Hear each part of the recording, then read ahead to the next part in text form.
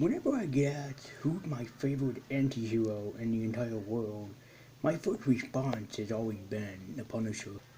For those who don't know, Frank Castle, aka the Punisher, used to be a hitman who watched his wife and child die in front of him after witnessing a mafia attack.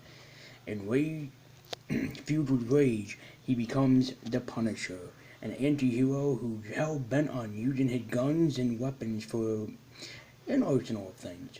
You may know the Punisher from his popular Netflix series.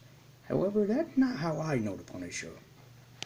The way how I know the Punisher is with the two films that he was in, the Tom Jane Punisher, and then the other one, and the other Punisher Warzone. Sorry, I don't remember the actor's name.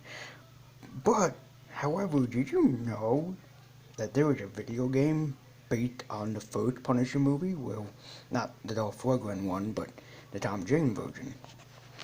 Yes, today we're talking about the Punisher, released for Xbox and PlayStation 2 and God knows what else. Just look at this box art. It already feels like you're looking at a cover of a comic book that is inspired by it. Put out by Marvel and THQ. This game, oddly enough, feels very much like Grand Theft Auto, and it also sort of feels like what became Bayonetta and Devil May Cry. However, it's a lot different, and in my opinion, a lot more fun to boot up. So why don't we journey into The Punisher? When we begin the Punisher is in prison being harassed by two detectives about all the work that he's done and all the killing that he's done. This begins to become the enragement of the problem of who did what. The game first starts out when you're doing a drug busting and then fully takes off from there. You take control of Frank Castle, aka the Punisher, and you go around from location to location doing one thing: shooting up the bad guys. That is pretty much all that I can say for this game. It's just generically going across defeating bad guys. But the best part is, this game never gets old, and it never feels old. You go through the entire game playing as the Punisher doing what he does best. Killing assholes and taking names, because, well, that's what Frank Castle is mostly known for in this case.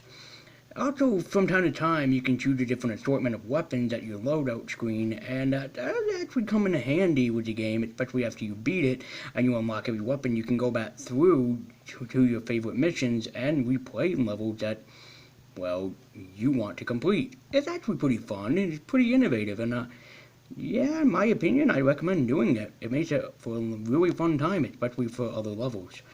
In case you're wondering if this has to do with the same people who were in the original Punisher movie, the Saint family, no. This time around, you're kind of following the comic books with the in the game. That basically the Punisher. I mean, it is kind of tied to the movie a little bit, sure, but mostly it falls around inside the comic book. I mean, the only memorable boss battle in here is when Frank Castle fights the Russian, who's actually in the movie. But that really feels like all that I can think of that there is, and of course, that just goes without saying.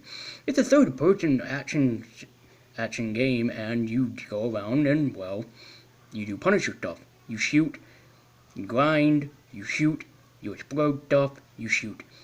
Almost sounds like a possibility that perhaps Michael Bay would pick up this stuff. If Michael Bay ever makes a Punisher movie, I'm calling it quits. I should mention that there's other characters in the game too, such as Daredevil and such as the Black Widow, who you do end up meeting later on in the game, including Nicholas Fury. Yeah, there's supposed to be some kind of story between Nick Fury and the Punisher, but sadly Samuel L. Jackson was not in the Punisher, which means the Punisher had nothing to do with the other intact of Marvel Universe. Sad, really, I know. After you take down everybody in the Punisher game and you go from location to location, it's finally time to meet up with Jigsaw and his copy of Iron Man suit. This boss battle feels bizarre. I don't know how to describe it, but it doesn't feel like a boss battle. It feels lazily put together and it's really stupid. So you're supposed to fight Jigsaw upon this thing, and you can actually kill Jigsaw. How do you do so? Well, you can do it in an assortment of ways, but always the fun part of doing it is grabbing a bazooka and just laying on the fire, and also just trying to take him down, as an assortment. It never feels like you're fully involved in the boss battle. It just feels so lazy. Like somebody just decided, quick, we need a boss battle for the game. Jigsaw. Because Jigsaw is probably the Punisher's most famous villain. So it oddly feels very lazy rather than well crafted in my opinion. But when you finally lay the fuck smack down on Jigsaw, it actually becomes pretty well apparent that Frank Castle had planned this all along, he escapes, and nothing else really said to him. It's just yada yada glory yada. Even though I said that this game was, well, pretty much fucking boring, does this mean that you can still play the game and get enjoyment out of it?